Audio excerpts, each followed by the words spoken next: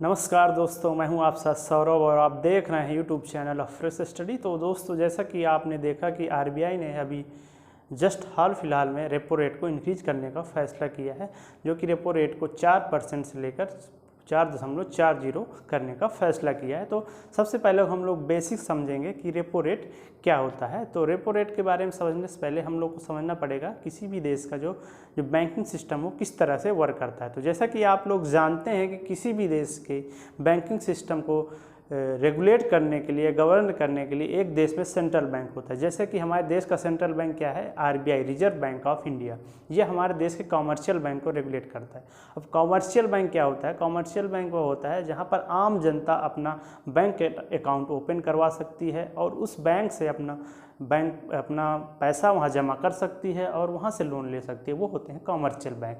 तो repo rate को समझने के लिए मैं एग्जाम्पल के रूप में लेता हूँ। जो हमारा देश का जो सेंट्रल बैंक है वो हो गया आरबीआई। जो हमारे कॉमर्शियल बैंक हो गए जैसे एसबीआई हो गया, पीएनबी हो गया, एचडीएफसी हो गया, ये सारे जो बहुत सारे बैंक हैं और कई सारे नाम, आईसीआई बैंक हो गया, बैंक ऑफ बड़ौदा हो गया, ये बहुत सारे हैं जो कॉमर्शियल बैंक है। तो क्या होता है कि मान लीजिए जब कभी इन बैंकों को पैसे की ज़रूरत होती है, इनके पास पैसा नहीं होता, तो ये लोग क्या करते हैं? आरबीआई से हेल्प लेते हैं। तो ये लोग आरबीआई के पास जाते हैं कि यार हमारे पास पैसा कम है और आप हमको पैसा दे दीजिए। तो आरबीआई बोलता है कि मैं आपको लोन के रूप में पैसा दे दूंगा, इसके बदले में आपसे कुछ इंटरेस्ट रेट चार्ज करूंगा। तो बैंक आरबीआई इनको लोन देता है और इसके बदले एक इंटरेस्ट लगाता है।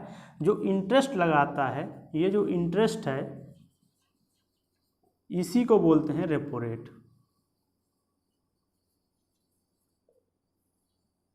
तो आरबीआई जिस रेट पर कॉमर्शियल बैंक को उधार देता है या लोन देता है उसको बोलते हैं रेपो रेट। तो आई होप आपको समझ में आ गया होगा कि रेपो रेट क्या होती है। अब समझते हैं कि आरबीआई को रेपो रेट बढ़ाने की ज़रूरत क्यों पड़ती है और ये कब बढ़ाता है। तो जैसा कि मैंने आपको बताया कि रेपो रेट क्या होती है, तो एग्जाम्पल के रूप में समझिए कि आरबीआई ने रेपो रेट को कम कर रखा है। रेपो रेट कम करने का मतलब क्या है कि आरबीआई कम इंटरेस्ट रेट पर लोन दे रहा है कॉमर्शियल बैंक को। तो जैसे कॉमर्शियल बैंक को पता चलता है कि आरबीआई हमको कम इंटरेस्ट रेट पर लोन दे रहा है, तो ये लोग आरबीआई के पास जाते हैं और बोलते हैं हमको लोन दे दीजिए। तो ये लोग खूब सारा पैसा लोन के रूप में आरबीआई से ले आते हैं, लोन के रूप में पैसा खूब सारा ले आते हैं। तो इनके पास क्या होता है? मनी इंक्रीज हो जाता है। अब इनके पास मनी खूब सारा हो जाता है क्योंकि इनको कम इंटरेस्ट रेट पर लोन मिल गया है। तो ये लोग क्या करते हैं? इनके पास पैसा बढ़ जाता है तो ये लोगों को इनवाइट करते हैं कि आप हमारे पास आइए और हमसे कम इंटरेस्ट रेट पर लोन ले जाइए। क्योंकि इनको कम इंटरेस्ट रेट पर लोन आरबीआई से मिल गया, इसलिए ये लोग कम इंटरेस्ट लोन पर व्यक्तियों को पैसा बांट देते हैं। अब व्यक्तियों को पैसा बांट देंगे तो मार्केट में मनी इंक्रीज हो जाता है, मार्केट में पैसा बढ़ जाता है। मार्केट में पैसा बढ़ने का मतलब समझिए कि आप लोग लोन ले आए, मतलब आपकी जेब में पैसा बढ़ गया, आप लोग इन्वेस्ट करने के लिए बहुत ज़्यादा पैसा खर्च करने लगे। मतलब जैसे कि आप एग्जाम्पल के रूप में समझिए, जब आपके जेब में ज़्यादा पैसा होता है तो आप किसी वस्तु को खरीदने से पहले मोल भाव कम करने लगते हैं। मतलब उस वस्तु को खरीदने के लिए आप ज़्यादा से ज़्यादा पेमेंट करने के लिए तैयार हो जाते हैं। एक दूसरे एग्जाम्पल के रूप में समझिए, मान लीजिए मार्केट में 5 kg सेब उपलब्ध है। अब मार्केट में पैसा इंक्रीज हो चुका है, मतलब बहुत सारे लोगों के पास खूब सारा पैसा है, मार्केट में बहुत सारा पैसा है, मतलब किसी वस्तु को खरीदने के लिए वो लोग बहुत ज़्यादा पेमेंट कर रहे हैं। मान लीजिए टोटल मार्केट में 5 kg सेब है। अब इसकी जो एक्चुअल वैल्यू है वो 100 रुपीज़ है।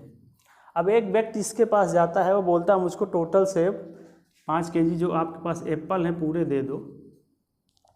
फल विक्रेता के पास जाता है, ये फल विक्रेता है, इसके पास जाता है, कोई व्यक्ति जाता है, वो बोलता है मुझको 5 kg पूरे सेब दे दो। वो बोलता है इसके 100 रुपये देने पड़ेंगे। वो बोलता है ठीक है, मेरे पास 100 रुपये ही हैं, आप इसको ले लीजिए और मुझको 5 kg एप्पल दे दी। उतने ही वक्त में दूसरा व्यक्ति पहुंच जाता है, क्योंकि मार्केट में पैसा बहुत ज़्यादा है। वो बोलता है मुझसे 200 रुपये ले लो और मुझको पूरे सेब दे दो। तीसरा पहुंचता है, वो बोलता है मुझसे 500 रुपये ले लो, पूरे सेब दे दो। चौथा पहुंचता है, वो बोलता है मुझसे 1000 ले लो। इसी तरह अगला पहुंचता है, वो बोलता है मुझसे 10,000 ले लो। अब मार्केट में पैसा अधिक होने का इफेक्ट समझिए 5 केजी एप्पल जिसकी एक्चुअल वैल्यू 100 रुपये थी, जो व्यक्ति 100 रुपये में लेने भी गया था वह व्यक्ति इसको नहीं खरीद पा रहा है। अब इसी वस्तु को खरीदने के लिए दूसरा व्यक्ति 10,000 रुपये पेमेंट करके खरीद लिया। जो नॉर्मल व्यक्ति है जो 100 रुपये दे रहा था, इसकी एक्चुअल वैल्यू थी, वो नहीं खरीद पाया। इससे क्या समझ में आ रहा है? इससे समझ में ये आ रहा है कि मार्केट में अगर पैसा बढ़ेगा तो इन्फ्लेशन बढ़ेगी, मतलब महंगाई बढ़ेगी, किसी वस्तु की कीमत बढ़ जाएगी। तो जिससे क्या होगा कि जो गरीब व्यक्ति है, मतलब जो नॉर्मल व्यक्ति है जिसके पास पैसा कम है, वो किसी वस्तु को खरीदने के लिए सक्षम नहीं होगा। जिसके पास ज़्यादा पैसा होगा वो उस वस्तु को खरीद लेगा। इससे क्या होगा कि मार्केट में इन्फ्लेशन बढ़ेगी, मतलब महंगाई बढ़ जाएगी। किसी वस्तु को खरीदने के लिए लोग बहुत ज़्यादा पैसा दे रहे हैं। तो इससे क्या होता है कि जब रेपो रेट कम होती है तो मार्केट में पैसा बढ़ता है। पैसा मार्केट में बढ़ने से इन्फ्लेशन रेट बढ़ जाती है, इन्फ्लेशन रेट बढ़ जाती है, इन्फ्लेशन बढ़ जाती है।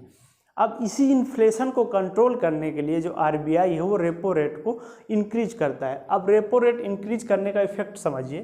जैसे आरबीआई रेपो रेट को इंक्रीज करेगा, आरबीआई रेपो रेट को इंक्रीज कर दिया तो जो कमर्शियल बैंक है वो लोग अब आरबीआई के पास पैसा जो लोन लेने जा रहे हैं वो लोग कम जाएंगे, क्योंकि इंटरेस्ट रेट इसने बढ़ा दिया है। अब जब ये लोग लोन लेने जाएंगे तो उनको ज़्यादा पैसा इंटरेस्ट के रूप में देना पड़ेगा, तो ये लोग कम लोन लेने जाएंगे, लोन कम कर देंगे, क्योंकि interest rate repo rate RBI ने बढ़ा दिया है। तो इनके पास पैसा कम हो जाएगा, मनी इनके पास कम हो जाएगा। अब इनके पास मनी कम हो जाएगा तो ये लोगों को लोन कम देंगे, लोगों को लोन कम देंगे तो मार्केट में पैसा कम होगा। अब मार्केट में पैसा कम होगा तो लोगों के पास जो पैसा कम होगा वो किसी भी वस्तु को खरीदने के लिए बहुत ज़्यादा पैसा वेस्ट नहीं करेंगे, मतलब खर्च अपने कंट्रोल करेंगे, जिससे मार्केट में इन्फ्लेशन जो महंगाई है वो कंट्रोल हो जाएगी, कम हो जाएगी। तो रेपो रेट बढ़ाने का जो एक पहला रीज़न है, जो एक मेन रीज़न है आरबीआई का, वो है मार्केट में इन्फ्लेशन को कंट्रोल करने के लिए। इससे दूसरा क्या होता है, मार्केट में लिक्विडिटी भी कंट्रोल होती है। लिक्विडिटी मैंने आपको बताया हुआ है, एक मेरा वीडियो मैंने बनाया हुआ है, उसमें मैंने समझाया कि लिक्विडिटी क्या होती है। लिक्विडिटी ये होती है कि आपके पास जितना ज़्यादा आपके हाथ में पैसा होगा, मतलब मार्केट में उतनी ज़्यादा लिक्विडिटी हो जाएगी, तो इससे लिक्विडिटी भी कंट्रोल होती है। जैसे आरबीआई रेपो रेट को बढ़ा देगा, ये लोग जो कमर्शियल बैंक है वो लोन कम लेंगे, जिनके पास जो लोन कम लेंगे तो इनके पास पैसा कम होगा, तो ये लोग लोगों को लोन कम देंगे, लोगों को लोन कम देंगे तो मार्केट में पैसा कम होगा, मार्केट में पैसा कम होगा मतलब लोगों के पास पैसा ज़्यादा नहीं होगा, तो लिक्विडिटी कंट्रोल हो जाएगी। तो ये होता है आरबीआई के रेपो रेट बढ़ाने का रीज़न। और अब प्रेजेंट में क्या हुआ है, जैसा कि मैंने आपको बताया कि आरबीआई रेपो रेट को क्यों बढ़ाता है, कि मार्केट में इन्फ्लेशन को कंट्रोल करने के लिए और मार्केट में लिक्विडिटी को कंट्रोल करने के लिए। तो प्रेजेंट टाइम में क्या हुआ है कि जो इन्फ्लेशन रेट है जो बहुत ज़्यादा बढ़ रही है, मतलब आरबीआई की एक मॉनेटरी पॉलिसी कमेटी होती है, एक मॉनेटरी पॉलिसी कमेटी होती है आरबीआई की,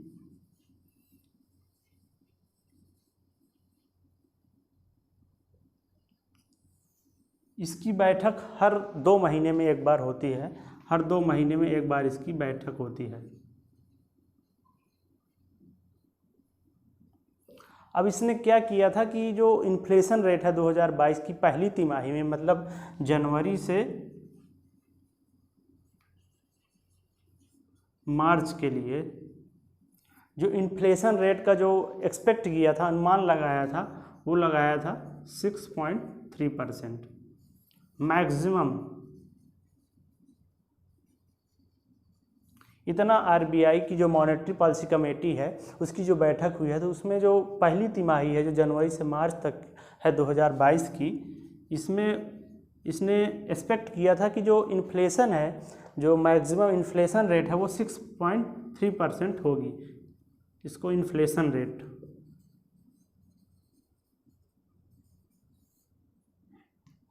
तो आरबीआई की जो मॉनेटरी पॉलिसी कमेटी है उसने जनवरी से मार्च 2022 की जो इन्फ्लेशन रेट है वो एक्सपेक्ट की थी 6.3%, लेकिन जब एक्चुअल डेटा आया तो उसमें पाया गया जो इन्फ्लेशन रेट है वो इससे बहुत ज़्यादा है, वो है 6.95%। तो इससे आरबीआई को चिंता हुई कि हमने तो एक्सपेक्ट किया था मैक्सिमम पहली तिमाही में 6.3%, लेकिन ये जो इन्फ्लेशन रेट है वो 6.95% है। और जो खाने पीने की जो सामान है, जो खाने पीने का सामान है,